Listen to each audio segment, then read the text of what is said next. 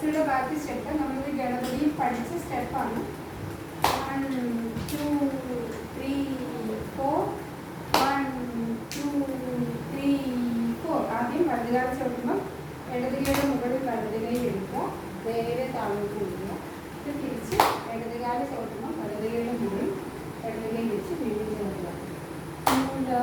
പടലും പാടലും മുളം കൊടി കണ്ടീരോരും മുള പടലും പാടലും മുളം കൊടി കണ്ടീരോരും.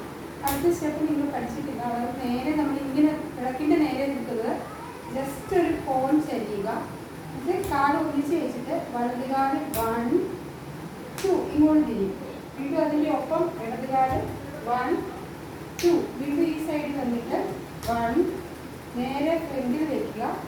അവിടെ തന്നെ ഇടതുകാല് വെച്ചിട്ട് ബാക്കിലേക്ക് പോകുക. നമുക്ക് മനസ്സിലാവും. 1 2 3 4 5 6 7 8.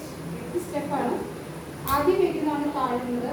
1 2 പൊങ്ങി, 3 4 പൊങ്ങി, 5 6 പൊങ്ങി, 7 8.